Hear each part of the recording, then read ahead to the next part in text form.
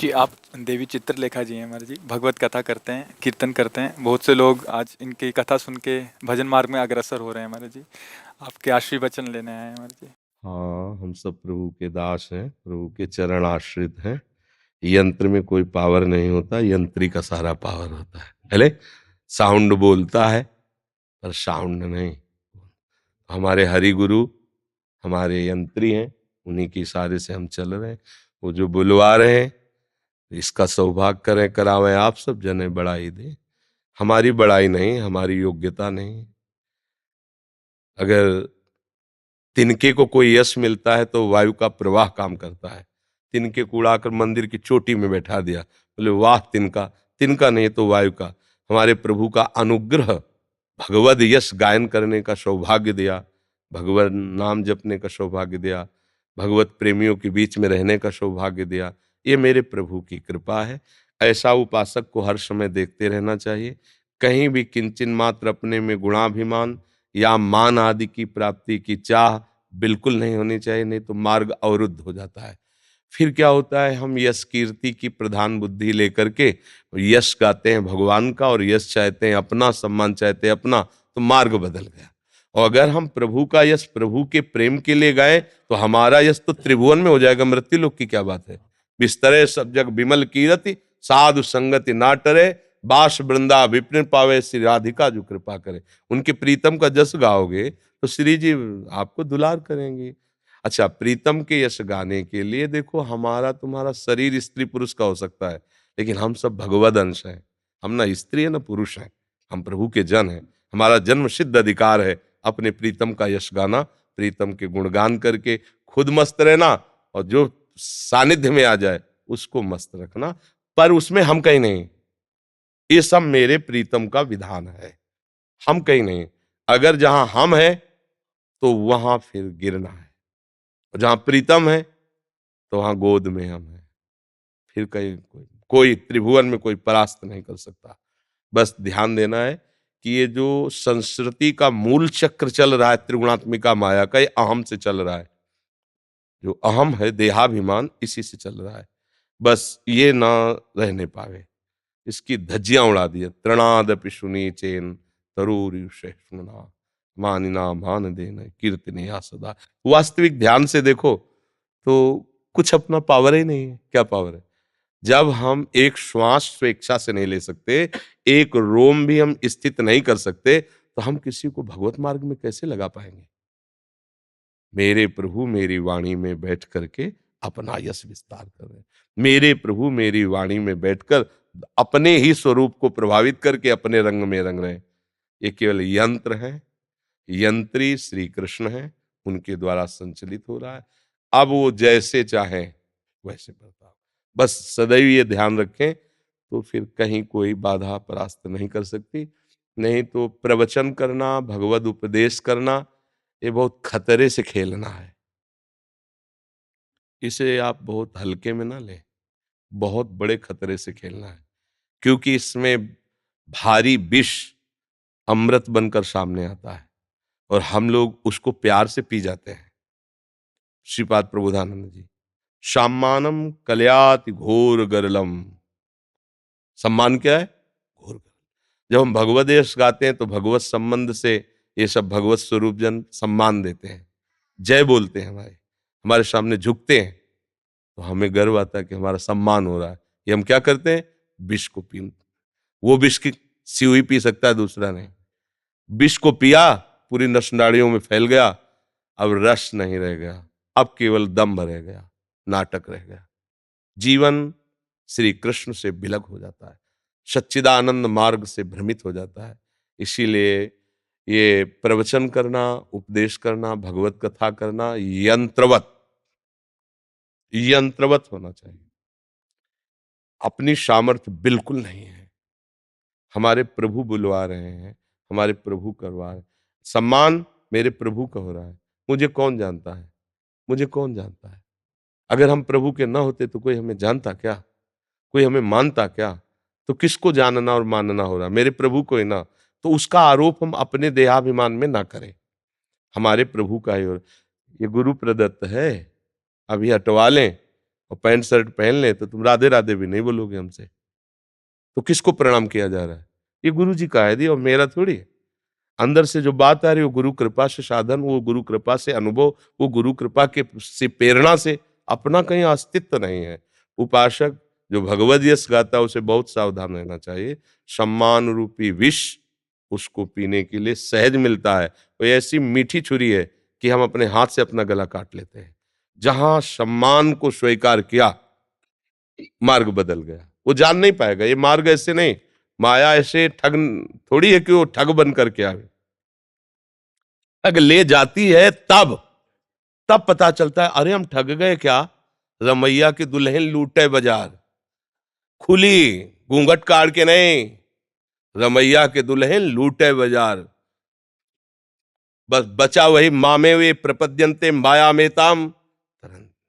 बस श्री कृष्ण शरणम मम, श्री कृष्ण प्रभु के शिवा।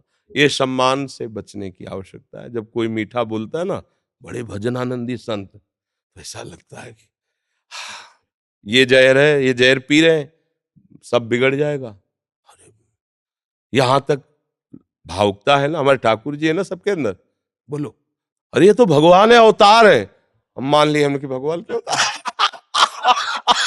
जहां जहां हमें त्रणादपि सुनिचेल, वहां हम गड़बड़ गड़बड़, सब गड़बड़।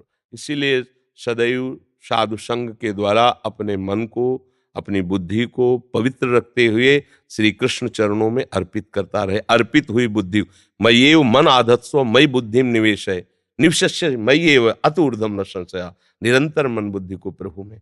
ये बहुत बड़ा माया का जाल है। मान सम्मान प्रशंसा कीर्ति भीड़, सब माया का जाल है। हम अपने यश गा रहे हैं हरि का, तुम सुन लो, तुम्हारे भाग्य हैं। अच्छा लगे बुरा लगे तुम्हारी बुद्धि की बात है। हम अपने स्वामी के भाट हैं। सूतबंदी जन कैसे होते?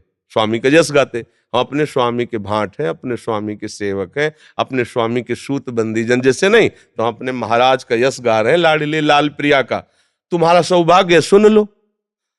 तुम्हारा अगर भाव बनता है तो प्रणाम करो। मालिक कोई भाट को प्रणाम करता है क्या? महाराज को प्रणाम करता है। तो हमारे यहाँ महाराज बैठे हैं, मेरे पीछे महाराज बैठे, मेरे दाएं बाएं मेरे प्रभु बैठे, उन्हीं को प्रणाम, चाहे जिस दिशा से करो, वो हमारे प्रीतम को ही हो रहा है प्रणाम। बस अब बाल बांका नहीं हो सकता। और जहां प्रीतम को साइड में थोड़ा सा करके सामने आए, तो फिर रमैया के दुल्हन लूटे बाजार, वो बर्दाश्त नहीं कर पाएगी। माया भगवती अम्बा है, प्रियाजू है, प्रभु की प्रिय पत्नी है, और तुम उसके सामने अगर बनकर आए मायापति, तो फिर रौंद दिए जाओगे। कोई भी हो, बच्चा बनोगे तो अम्मा है, दुलार करेंगे, खूब छानो फूको, मस्त आनंद से पार हो जाओ। ये माया, ये माया, ये माया, ये माया, माया ही तो है। देखो हरि जस गा रहे, हरि नाम, हरि चरणामृत, हरि आनंद में, और इसी का दुरुपयोग तो फिर जहां अहम वहीं माया का आक्रमण। अहम शून्य पे माया का आक्रमण नहीं होता, क्योंकि माया जो है ही नहीं, माने नहीं या माने जो है ही नहीं, जो है ही नहीं वो इतनी पावरफुल है, रौंद देगी। बस सम्मान से और लोकप्रियता, इससे दोष से बहुत बचना चाहिए। लोकप्रियता होगी क्योंकि जगत के मालिक का यश गाया जा रहा है, लोकप्रियता क्यों नहीं हो? अपनी नहीं है, आपको ही माननी, अपनी नहीं है, अपने प्यारे की है। खूब मस्ती से प्रभु का जश गाओ, सबको गवाओ, नाम कीर्तन नाम महिमा गाओ। भूले हुए जन, जो नाम अगर तुम्हारी प्रेरणा से 10-20 भी नाम रोज लेने लगे तो हमारा जीवन धन्य हो जाएगा, क्योंकि अपने स्वामी के नाम का जस गा रहे हैं, रूप गुण का। बस अहम ना आने पावे, हम उसके भोक्ता न बन जाएं। अगर ये सावधानी रहेगी, भगवान का आदेश बोधयंता परस्परम कथयंति च माम नित्यम तुष्यंति च, हम अपने मालिक के आदेश से चल रहे हैं। तो ऐसी भावना रखे, सदैव दैन्य रहे, और कभी भी किसी भी तरह से अधर्माचरण जीवन में प्रवेश न कर पावे, क्योंकि इसमें अधर्माचरण की भी गुंजाइश रहती है। जब बहुत यश बहुत सम्मान होता है तो हमारा मन हर्षित होता है, आनंदित नहीं होता, हर्षित होता है। हर्षित मन में विकार की संभावना होती है, और जब उदासीन मन होता है तो प्रसन्नता की तरफ बढ़ता है। ब्रह्मभूता प्रसन्नात्मा। हर्ष एक द्वंद्व है जो शोक प्रकट करता है, लेकिन प्रसन्नता यह अखंड है। ब्रह्मभूता प्रसन्नात्मा न सोचते न कांक्षते समाः सर्वेषु भूतेषु मद भक्तिम लभते पराम। जो भगवत चर्चा करने वाला अपनी प्रियता को देखकर, अपने सम्मान को देखकर, अपने लाभ को देखकर हर्षित हो जाता है, उसके मन में विषय स्फुरणा जोर कसती है और वो गिर जाता है। जो इस प्रियता और सम्मान को देखकर उदासीन होकर के सोचता है कि देखो मेरे प्रभु की कृपा, मैं कितना नीच हूं पर उनकी कृपा कितनी है, ये भाव हृदय में धर के चलता है, तो उसके मन में उदासीनता रहती है। आप प्रणाम करो ना करो, गाली दो, आप जैसा, उदासीन मन भगवान की तरफ चलता है। इसीलिए उदासीन अति रही गोसाई। उदासीनता हमारा परम शांत गंभीर भगवत चिंतन परायण, प्रणाम नमस्कार यश कीर्ति ये सब माया कृत है। मेरे प्रभु के, मुझे इससे मतलब नहीं। मेरा काम है यश गान करना। सभा में बैठ करके सबको प्रियजन की तरह बर्ताव करें, एकांत में कभी भी किसी से ना मिले। जो संबंध हमारा जिससे है उसके अलावा एकांत अगर प्रवचन करता, भगवत वार्ता करने वाले का पवित्र रहेगा तो जीवन निष्कलंक और निर्विकार होता हुआ भगवान को प्राप्त होगा। एकांत में बेहोशी ना आने पावे। जैसे सभा में सावधान, ऐसे एकांत में उससे 100 गुना सावधान। अंदर की दुष्प्रवृत्ति का संग नहीं, बाहर के किसी व्यक्ति का संग नहीं। एकांत पवित्र तो जीवन निष्कलंक निर्विकार, भगवत प्राप्ति सहज में हो जाएगी। भगवत यश गाने वाले को भगवत प्राप्ति करने के लिए और कोई साधन की आवश्यकता नहीं, समर्थ है। महामोह का भंजन करके भगवत चरणारविंद में प्रीत पैदा करना, ये भगवत यश का प्रभाव होता है। रत्नावती जी ने और कोई साधन नहीं, केवल दासी के श्रीमुख से सुना हुआ भगवान नाम महिमा और भगवत चिंतन महाभक्त भूप हो गई। मथुरा के ब्राह्मणियों का कोई साधन नहीं, केवल मालिनी वृंदावन की जाके भगवत यश गाती, उसी के प्रभाव से भगवत साक्षात्कार किया। केवल भगवत यश गायन श्रवण मात्र से भगवत प्राप्ति निश्चित। बस बात इतनी सावधानी, मन उदासीन रहना चाहिए, बाहर से व्यवहार एकदम सरल सहज होना चाहिए, एकांत परम पवित्र, जीवन धन्य हो जाएगा। इस सखी को चुनरी श्री जी के उड़ा दीजिए। अच्छा जी।